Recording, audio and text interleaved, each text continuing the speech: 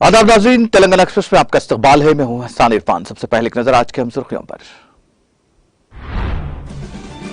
सदर जमहूरिया द्रौपदी मुर्मू ने तेलंगाना के भद्राचलम का किया दौरा। आसिफाबाद और महबूबाबाद अजला में एकलव्य आदर्श गुरुकुल स्कूल्स का किया इफ्तिताह। तेलंगाना हुकूमत कबायलियों की फलाह बहबूद के लिए कर रही है बेशुमार इक़दामात। भद्राचलम में मुनक़िदा तक़रीब से रियासती वज़ीर सत्यवती राठौड़ का खिताब। रैतु बंधु स्कीम के तहत तेलंगाना के अहल किसानों के खातों में रकम की रास्त मुंतकिली का आगाज।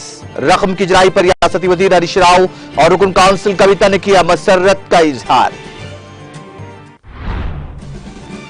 महकमा बहबूद की तमाम स्कीमों पर तेजी से अमलवरी को यकीनी बनाएं। हज हाउस नामपल्ली में डिस्ट्रिक्ट माइनॉरिटी वेलफेयर ऑफिसर्स के इजलास से वजीर को पुलाईश्वर का खिताब।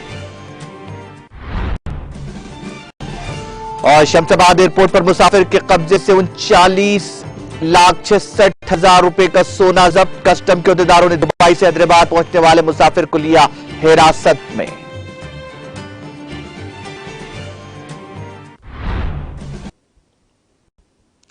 और अब खबरें तफसील से। सदर जमहूरिया द्रौपदी मुर्मू ने तेलंगाना के भद्राचलम की मंदिर में पूजा की। उनके साथ गवर्नर तेलंगाना तामिलिसाई सौंदरराजन भी मौजूद थीं। सदर जमहूरिया आंध्र प्रदेश के राज्यमंत्री से हेलीकॉप्टर के जरिए भद्राचलम पहुंची। वजीर कबायली बहबूद रियासत तेलंगाना सत्यवती राठौड़, वजीर ट्रांसपोर्ट पी अजय कुमार ने उनका इस्तकबाल किया। मंदिर के पुजारियों ने उनका रिवायती अंदाज में इस्तकबाल किया। पूजा की तकमील के बाद पुजारियों ने उनको आशीर्वाद दिया। बादशाह मुर्मू ने मंदिर के अहाते में मरकजी हुकूमत की जानिब से मंजूरा 41 करोड़ रुपए के कामों के संग बुनियाद रखा। सदर द्रौपदी मुर्मू ने आसिफाबाद और महबूबाबाद अजला में कायम एकलव्य आदर्श गुरुकुल स्कूल का अमली तौर पर इफ्तिताह किया। भद्राचलम में सम्मक्का सारालम्मा गिरिजन पूजा सम्मेलन का इफ्तिताह करने के बाद उन्होंने स्कूलों का इफ्तिताह किया। उन्होंने इन स्कूलों का इफ्तिताह किया जो कबायली इलाकों में तालीमी सहूलियात को बेहतर बनाने के लिए कायम किए गए। इस मौके पर मरकजी वजीर जी किशन रेड्डी के अलावा दीगर मौजूद थे।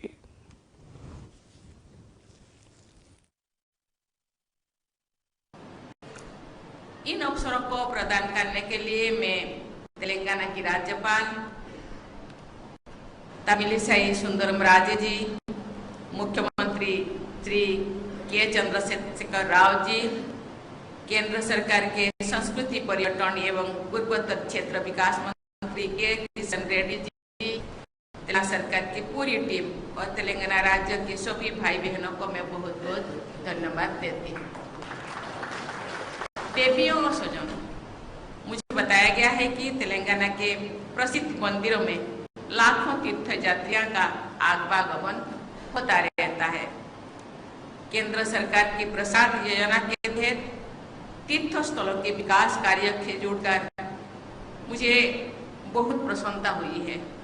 मुझे ये जानकर विशेष प्रसन्नता हुई है कि इन सुविधाओं से वरिष्ठ नागरिकों तथा दिव्यांगजनों की तीर्थ यात्रा में और भी अधिक सुविधा होगी। इन विकास कार्यों से आध्यात्मिक और सांस्कृतिक पर्यटनों का बढ़ावा भी मिलता है। विदेश में आने वाले पर्यटकों तथा डोमेस्टिक टूरिस्ट में भी बहुत बड़ी संख्या तीर्थ यात्रा करने वाले लोगों की होती है। इस प्रकार घरेलू पर्यटन के विकास में तीर्थ स्थलों के पर्यटन का बहुत बड़ा योगदान होता है। ऐसी पर्यटन से लोगों की आजीविका और आय में भी वृद्धि होती है तथा स्थानीय अर्थव्यवस्था को भी बल मिलता है। इसलिए प्रसाद योजना को उत्साहपूर्वक आगे बढ़ाने के लिए मैं श्री किशन रेड्डी जी और उनकी पूरी टीम को विशेष सराहना करती हूँ। देवियों और स्वजनों, लोक परंपरा के अनुसार श्री सीतारामचंद्र स्वामीवरी देवस्थानम भद्राचलम राम कथा से संबंध है। ऐसा कहा जाता है कि प्रभु श्री राम ने माता जानकी और भाई लक्ष्मण के साथ वनवास के दौरान कुछ समय इसी क्षेत्र में स्थित एक पर्णशाला में बिताया था।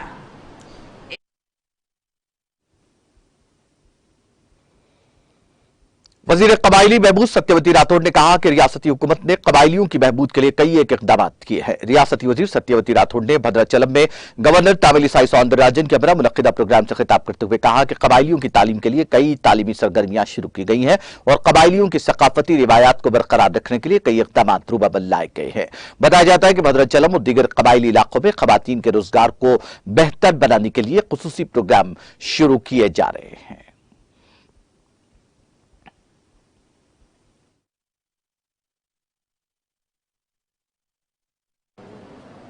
అందరికీ నమస్కారం।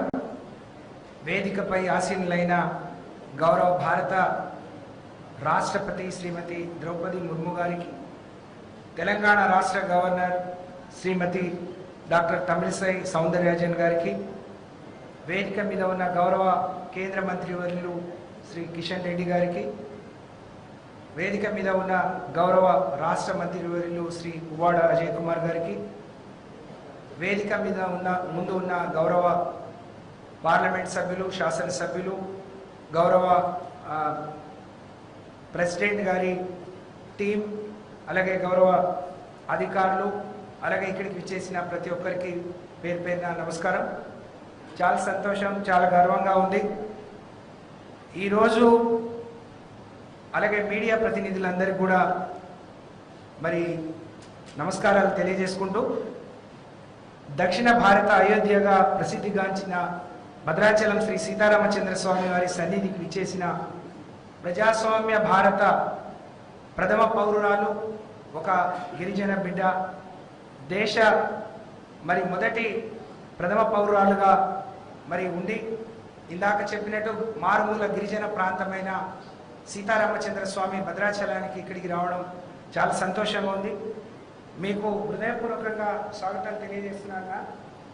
అలాగే ఈ వేదిక ద్వారా ఈ రాష్ట్ర గిరిజన శాఖ మంత్రిగా వారితో కలిసి ఈ వేదికను పంచుకోవడం, ఇంత గొప్ప అవకాశాన్ని ఇచ్చిన గౌరవ ముఖ్యమంత్రి గారికి అలాగే నేను ధన్యవాదాలు తెలియజేసుకుంటూ, తెలంగాణ రాష్ట్రం మరి కొత్తగా ఏర్పడ్డ తెలంగాణ రాష్ట్రం అన్ని వర్గాల ప్రజల అభ్యున్నతి ధ్యేయంగా ఈ రాష్ట్ర ప్రభుత్వం పనిచేస్తుంది। రాష్ట్రం ఏర్పడి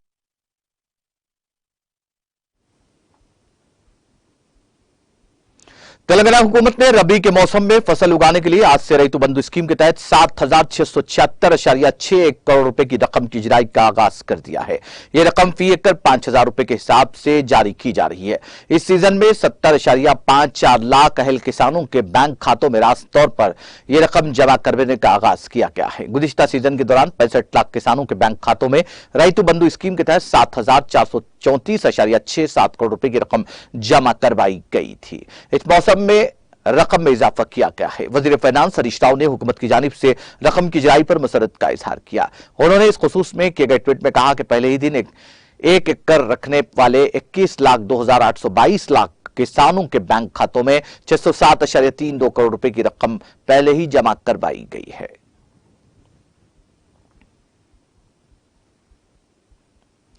तेलंगाना की हुकूमत जमात बीआरएस की रुकन कानून साज काउंसिल के कविता ने कहा कि किसानों को फसल उगाने के लिए रियासती हुकूमत की जानिब से मुतारफ करदा रईतु बंधु स्कीम के 10वें सीजन के तहत रियासत से ताल्लुक रखने वाले 70 लाख किसानों को जुमला 7,676.6 करोड़ रुपए की रकम हासिल होगी। सोशल मीडिया के अहम प्लेटफॉर्म ट्विटर पर सरगर्म कविता ने कहा कि वजीर आला के चंद्रशेखर राव ने उस हिंदुस्तान का ख्वाब देखा था जहां किसानों और गरीबों को बाइख्तियार बनाया जाए। उन्होंने कहा कि तेलंगाना का यह ख्वाब अब हकीकत बन गया है।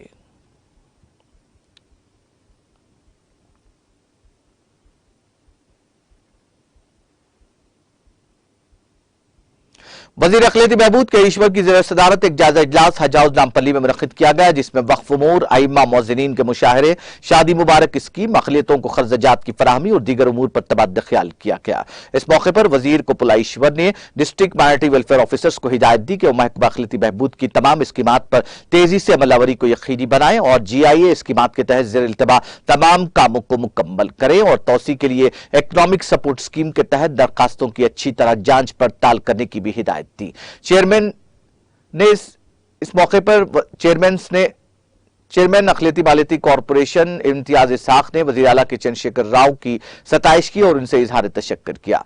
उन्होंने कहा कि हुकूमत तेलंगाना रियासत में अहल अक़लियतों को ज़ुमरा 1 और ज़ुमरा 2 के सब्सिडी कर्जों में तोसी के लिए कारोबारी इकाइयों के क़याम और तरक्की के लिए छोटी इकाइयों और इक़्तिसादी तरक्की के लिए मुख्तलिफ मुताल्लिक़ा कारोबारी सरगर्मियों और रियासत में अक़लियती बरादरी की तरक्की के लिए इक़दाम किए हैं। उन्होंने रियासत में डिस्ट्रिक्ट माइनॉरिटी वेलफेयर ऑफिसर्स को हिदायत दी कि वो रहनुमा खतूत पर सख्ती से अमल करें और Telangana state minority finance corporation की तरफ से मुकर्रर करदा टाइम फ्रेम के मुताबिक रियासत में अक़लियतों के लिए इक़्तिसादी इमदादी स्कीम को नाफिज करें और अहलियत के मेयार की बुनियाद पर दरखास्तों की जांच पड़ताल करें और यह भी यकीनी बनाए कि हकीकी अहल अक़लियतों को इकनॉमिक सपोर्ट स्कीम के तहत फायदा पहुंचाया जाए। इस मौके पर हुकूमत तेलंगाना के अक़लियती उमूर के मुशीर ए खान, सदर नशीन वक्फ बोर्ड मोहम्मद मसीउल्लाह खान, सदर नशीन हज कमेटी मोहम्मद सलीम, सदर नशीन उर्दू अकेडमी मोहम्मद मुजीब, सदर नशीन अक़लियती मालियती कॉर्पोरेशन इम्तियाज इसाक के अलावा TRS अक़लियती कायदीन मोहम्मद ख्वाजा बदरुद्दीन और दीगर मौजूद थे। इस मौके पर वज़ीर अक़लियती बहबूद की सदर नशीन अक़लियती मालियती कॉर्पोरेशन इम्तियाज इसाक ने गुलपुशी की।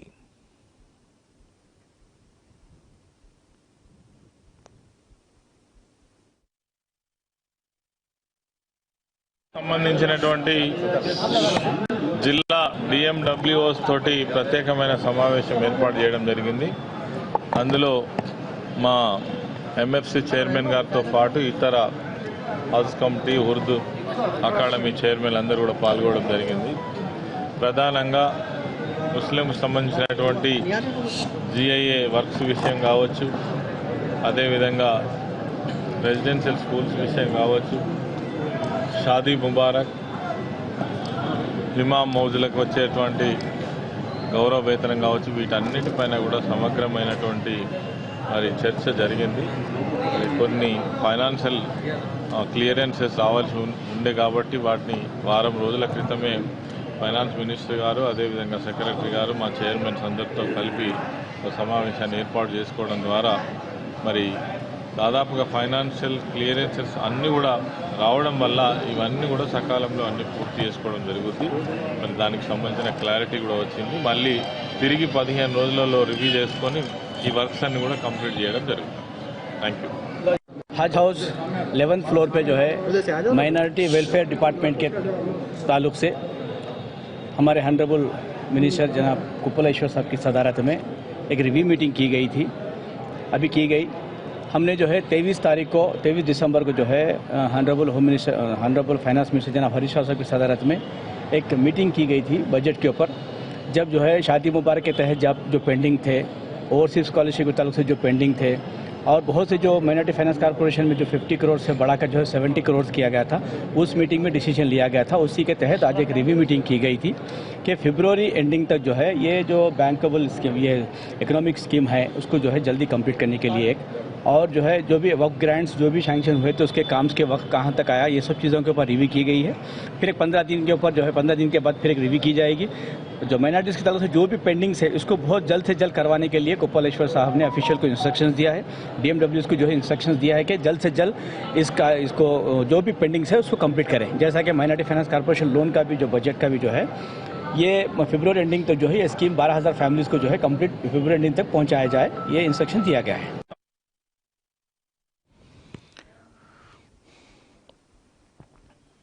सदर तेलंगाना कांग्रेस रेवंत रेड्डी ने इल्जाम लगाया कि बीजेपी बरतानवी पॉलिसियों को मुल्क की आवाम पर मुसल्लत करने की कोशिश कर रही है। चीन और पाकिस्तान मुल्क की सरहदों के अंदर साजिश कर रहे हैं और वजीर आजम खामोश हैं। सदर रियासती कांग्रेस ने राहुल गांधी के इंतबाह के बावजूद मुल्क की सलामती पर तवज्जो न देने पर मोदी हुकूमत को तनकीद का निशाना बनाया।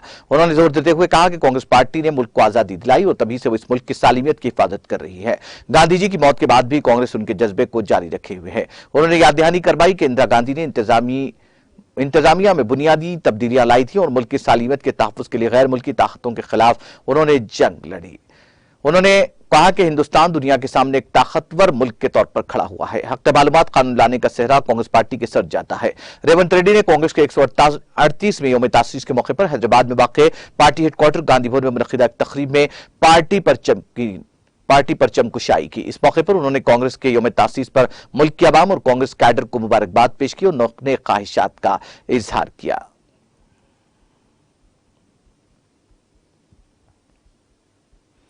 जिले सिद्दीपेट के हुस्नाबाद टाउन मंडल के मुख्तलिफ मुआवजात में तामीर होने वाले डबल बेडरूम मकानात को हकीकी मुस्तहिक और बेजमीन खानदानों को ही मंजूर करने का मुतालबा करते हुए कम्युनिस्ट पार्टी ऑफ इंडिया के एक वफद ने कॉमरेड जी मल्लेश की क़ियादत में मुकामी तहसीलदार सैयदा गियासुन्निसा बेगम को तहरीरी याददाश्त पेश की और हालिया दिनों में जारी करदा डबल बेडरूम मकानात पाने वाले अफराद के नामों की फहरिस्त पर एतराजात दाखिल करने की तारीख में मजीद 10 दिन तोसी देने और मुकम्मल शफाफियत के साथ इंतखाब करने का भी मुतालबा किया। वफद में CPI कायदीन कॉमरेड मोहम्मद अब्दुल हमीद अकबर, मल्ला रेड्डी, संजीव रेड्डी और दूसरे कायदीन मौजूद थे।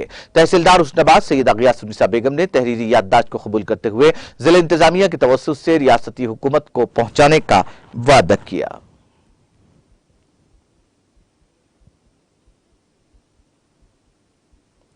रियासती हक इत्तलात कमिश्नर डॉक्टर जी शंकर नायक ने कहा कि हक इत्तलात कानून गवर्नेंस में शफाफियत और ब्यूरोक्रेसी में जवाबदेही को बढ़ाने के लिए जरूरी है। रियासती हक इत्तलात कमिश्नर डॉक्टर जी शंकर नायक पालमपुर यूनिवर्सिटी के लाइब्रेरी ऑडिटोरियम में मुनक्किदा हक इत्तलात कानून पर वर्कशॉप में मेहमान खुसूसी की हैसियत से खिताब कर रहे थे। उन्होंने कहा कि आइन ने तमाम शहरियों को यकसान तौर पर जिंदगी गुजारने का हक दिया है और हर शहरी को हक इत्तलात कानून के दफा 7(3) के तहत मालूमात हासिल करने का हक दिया गया है। उन्होंने कहा कि इस कानून को मफाद आम्मा, अवामी खुशहाली और फलाह बहबूद के लिए इस्तेमाल किया जा सकता है और तमाम सरकारी महकमों और हुकूमत से बिलवास्ता तौर पर मुस्तफीद होने वाले तमाम इदारों की जिम्मेदारी है कि वो मालूमात फराहम करें। इसी तरह हर शहरी का फर्ज है। इस मौके पर यूनिवर्सिटी के रजिस्ट्रार डॉक्टर के गिरिजा मंगतयारो, IQAC डायरेक्टर और OSD मधुसूदन रेड्डी, आचार्य पंडित पवन कुमार, DPRO U वेंकटेश्वरलू और दीगर ने खिताब किया। इस वर्कशॉप में यूनिवर्सिटी के प्रिंसिपल किशोर, PRO Arjun Kumar, university faculty MVS college के तलबा प्रिंसिपल विजय कुमार और तलबा ने शिरकत की।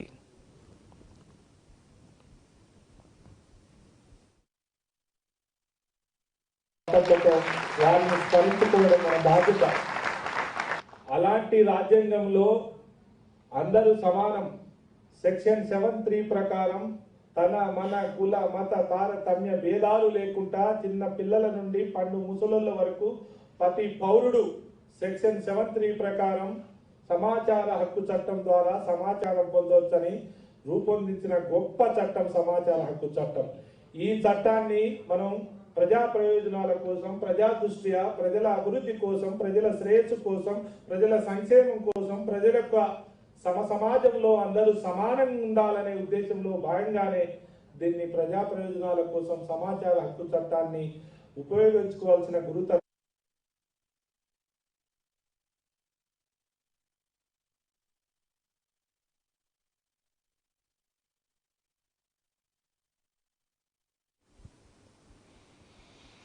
जिला SP महबूबनगर R वेंकटेश्वरलू ने कहा कि पुलिस हमेशा अच्छा सलूक करने वालों के साथ ताउन करेगी। जिले के मुख्तलिफ थानों में मुजरिमाना रिकॉर्ड रखने वालों को जिला पुलिस दफ्तर तलब करके जिला SP ने उनके रवैये के बारे में इस्तफसार किया। उन्होंने खबरदार किया कि गैर कानूनी सरगर्मियों में मुलविस अफराद के खिलाफ सख्त कार्रवाई की जाएगी।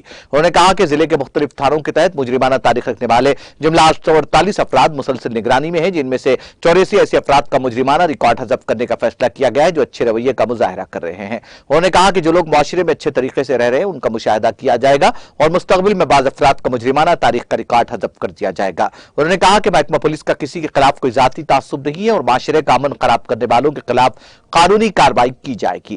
उन्होंने खबरदार किया कि जमीन पर कब्जा करने वाले, फसादात फैलाने, खवातीन के साथ जिनसी ज्यादती करने और अमन अमान को बिगाड़ने वालों के खिलाफ हिस्ट्री शीट खोली जाएगी।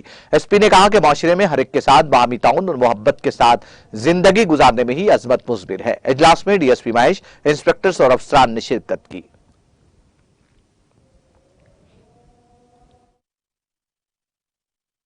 కూడా ఈ ఇయర్ లో ఎప్పుడు కూడా current year property detection last year కన్నా కొంచెం తక్కువ కనపడుతుంది। ఎందుకంటే రీసెంట్ గా అయిన FIRలు డిటెక్ట్ కావు కొన్ని, అవి ఇంకొక 2 నెలలు 3 నెలలు అయ్యేసరికి అవి డిటెక్ట్ అవుతాయి, అవి నెక్స్ట్ దాంట్లో కలుస్తాయి। కాబట్టి ఈ ప్రాపర్టీ డిటెక్షన్ తీసుకున్నప్పుడు ఈ డిటెక్ట్ టోటల్ గా మనకైన కేసులలో 43% కేసులు 44% కేసులు డిటెక్ట్ చేశాం। అదే విధంగా ప్రాపర్టీ రికవరీ కూడా 21-20తో పోలిస్తే రికవరీ ఆఫ్ ప్రాపర్టీ కూడా ఒక 10% ఇయర్ ఎక్కువగా చేయటం జరిగింది। ఆల్మోస్ట్ లాస్ట్ ఇయర్ 36.96 ఉంటే ఇప్పటికే 48.23% ఉంది। దీంట్లో ఇంకా కూడా అంటే నెక్స్ట్ ఇయర్కి వచ్చినప్పుడు ఈ 22ది ఫిగర్స్ పెరుగుతాయి। ఎందుకంటే ఇయర్ అయితే ఉంటే ఇప్పుడు రీసెంట్గా నవంబర్లో డిసెంబర్లో అయిన కేసులు దీంట్లోకి రావు. ఎందుకంటే దొంగతనం వస్తుంది కానీ వాటి యొక్క డిటెక్షన్ అనేది 2 నెలల లోపల మనం చేంజ్ చేసిన ఈ ఆల్రెడీ జనవరి దాటిపోయినప్పుడు అప్పుడు నెక్స్ట్ ఇయర్ యాడ్ అవుతుంది. కాబట్టి నెక్స్ట్ ఇయర్ వచ్చినప్పుడు ఆ పర్సెంటేజ్ ఇంకా ఎక్కువగా మనకు కనపడుతుంది. నెక్స్ట్ ఈ రేప్ కేసులను తీసుకుంటే 2020లో 66 ఉన్నాయి. అంటే రేప్ కేసులు అంటే ఎక్కువగా ఫోక్సో కేసులు, అంటే మైనర్ గర్ల్ ఎలోప్మెంట్లు కూడా మనం రేప్ కేసులే చేస్తున్నాము. కాబట్టి ఇవి ఓన్లీ అవేర్నెస్ తీసుకొచ్చి ఏమాత్రం మైనర్ అమ్మాయి ఉండి వాళ్ళ కన్సెంట్తో కూడా వెళ్ళినా కూడా మైనర్ కాబట్టి మేము రేప్ కేసులే పెడుతున్నాం. దాంతో 104 రేప్ కేసులు లాస్ట్ ఇయర్ రిపోర్ట్ అయ్యాయి. మర్డర్స్ తీసుకుంటే మర్డర్లు 2020లో 16 ఉంటే 21లో 24, 22లో ఓన్లీ 22 కేసులు మాత్రమే.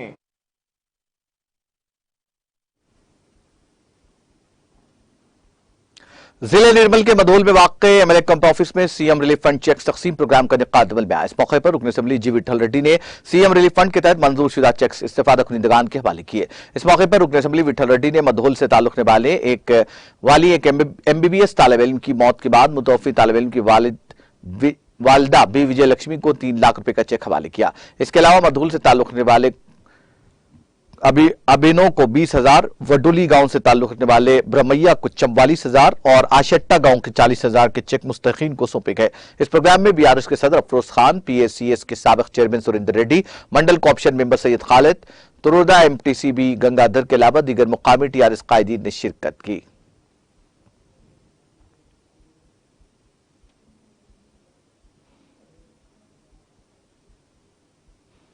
वरंगल खम्मम कौमी शाहरा पर बड़े पैमाने पर कोहर देखी जा रही है, जिससे सड़क पर सामने की गाड़ियां नजर नहीं आ रही हैं। इस कोहर की घनी चादर की वजह से कई अफराद सड़क हादसे के खदशे के साथ सफर को मुलतवी करने पर मजबूर हो रहे हैं। बाज अफराद मजबूरी की हालत में गाड़ियों की रफ्तार को कम करते हुए गाड़ियां चला रहे हैं। वरंगल खम्मम कौमी शाहरा पर वरंगल बाईपास रोड से ममनूर, वर्धनापेट और दीगर इलाकों में भी ऐसी सूरत हाल है। मुत्तहिदा आदिलाबाद जिले में भी ऐसी ही सूरत हाल देखी जा रही है। सुबह के औकात में कोहर की वजह से गाड़ी सवारों को मुश्किल सूरत हाल का सामना करना पड़ रहा है।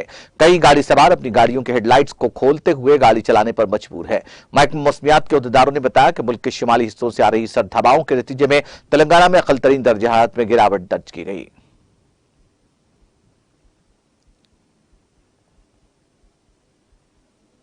पुराने शहर के पुलिस स्टेशन चंद्रानगुट्टा हदूद में एक शख्स के कत्ल की वारदात पेश आई। बताया जाता है कि चंद्रानगुट्टा पुलिस स्टेशन के हदूद में वाक़ गुलशन इकबाल कॉलोनी में 40 साल कलीम खान नामी शख्स को नामालूम अफराद ने बेदर्दी के साथ कत्ल कर दिया। इस वाक़े की इत्तला के साथ इंस्पेक्टर पुलिस चंद्रानगुट्टा प्रसाद वर्मा और फलकनुमा एसीपी शेख जहांगीर ने सुराग लगाने वाली टीम के हमरा मुकाम वारदात पहुंचकर मुआयना किया।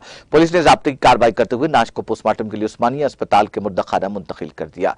पुलिस ने इस सिलसिले में एक मुकदमा दर्ज करके तहक़ीक़ात का आगाज कर दिया।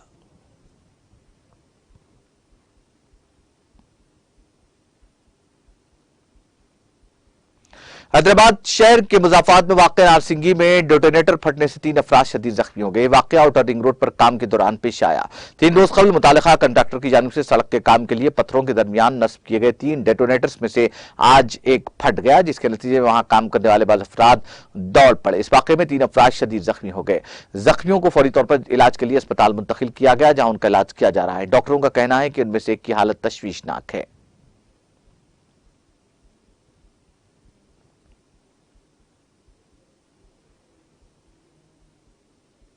बंजराई पुलिस स्टेशन हुदूद में वाक़ फिल्मनगर में सोने के जेवरात बनाने वाली कंपनी शामंतका डायमंड्स में सरखे की वारदात में मुलविस सारखीन को पुलिस ने गिरफ्तार कर लिया। बंजराई एसीपी सुदर्शन ने कहा कि तीनों सारखीन जिन्होंने सरखे की वारदातों के जुर्म में जेल की सजा काटी है, ये वारदात अंजाम दी। यहां एक प्रेस कॉन्फ्रेंस से खिताब करते हुए उन्होंने कहा कि मरकजी मुलजिम सी अंजप्पा उर्फ अंजी, मच्चा मैलाराम पवन कुमार उर्फ पवन इससे कबल चिरलापल्ली जेल में सजा काट चुके हैं। उन्होंने समंतका डायमंड्स में लाकर समेत दीगर सामान का सरखा कर लिया।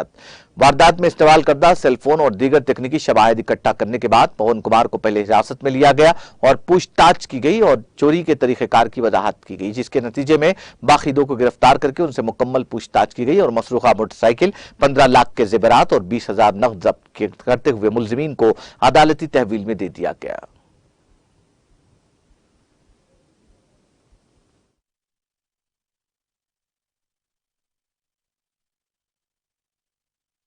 పవన్ కుమార్ అని ఒక డైమండ్స్ వ్యాపారి, సమంత కంపెనీ డైమండ్స్ అని ఫిలింనగర్లో ఆయన ఇల్లు ఉంది. అందులో కస్టమర్లతోని తీసుకొని వ్యాపారం చేస్తుంటాడు. తన ఇంట్లో ఒక మన లాకర్ పైన వచ్చేసి దొంగతనం చేశారు సార్. అందులో లాకర్లో సుమారు ₹1 కోటి సంబంధించిన బంగారము మరియు వజ్రాలు అన్నీ ఉన్నాయని ఇస్తే దాని మీద మేము కేసు రిజిస్టర్ చేసుకొని DI Praveen Kumar, SHO Narender and Mallikarjun, నేను మీ అందరం బయటకు పోయాము. సీన్ కుమార్ డీసీపీ కూడా వచ్చారు. అంత క్షుణ్ణంగా పరిస్థితి చూసి అందరూ చూస్తే ఈరోజు మాకు ఉన్న ఇన్ఫర్మేషన్ ప్రకారము ఈ 3 అఫెండర్లను అరెస్ట్ చేయడం జరిగింది. అందులో చాపల అంజనేయులు అలియాస్ అంజీ, మోడల్ అంజీ మరియు పిల్లి పవన్, ఇంకొకతను పవన్ కుమార్, ముగ్గురిని అరెస్ట్ చేశాము. అరెస్ట్ చేసి పోయిన దొంగిలించబడ్డ వజ్రాలు, నగలు, బంగారము, డబ్బులు వాళ్ళ దగ్గర నుండి రికవరీ చేయడం జరిగింది. ఇందులో మొదట్లో కంప్లైంట్ పవన్ కుమార్, ఆయన పేరు కూడా పవన్ కుమారే, ₹1 కోటి పోయినట్టు ఇచ్చాడు. తర్వాత అన్ని బిల్స్ అవన్నీ చూసుకొని మొత్తం అంటే అది 3 స్టోరీస్ బిల్డింగ్, అందులో ఎక్కడెక్కడ ఏం పెట్టినామో తెలియక దాన్ని చూస్తే మొత్తానికి 15 లక్షల విలువ గల సామాగ్రి దొంగిలించబడ్డది. ఉన్న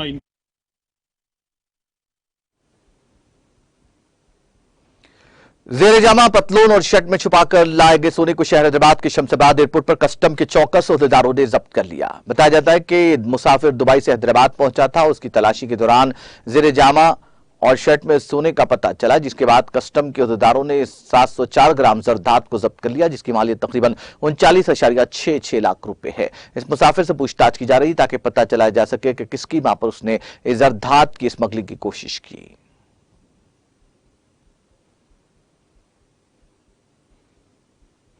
जिला मिचरियाल के सरकारी अस्पताल में नवजायद बच्चे बदल गए। इस वाकये से दोनों बच्चों के वालिदैन में तशवीश की लहर दौड़ गई, जिनका कहना है कि अस्पताल के स्टाफ की लापरवाही के नतीजे में वाकया पेश आया।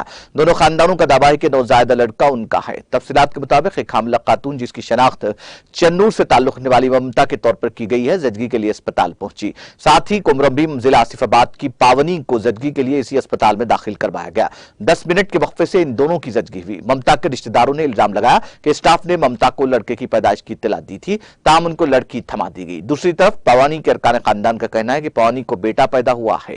दोनों खवातीन के बच्चों ने अस्पताल के स्टाफ के साथ बहस और तकरार की। इस मसले पर दोनों खवातीन के खानदानों के एहतजाज के बाद अस्पताल के सुपरिटेंडेंट ने कहा कि डीएनए टेस्ट के बाद ही बच्चों को हवाले किया जाएगा।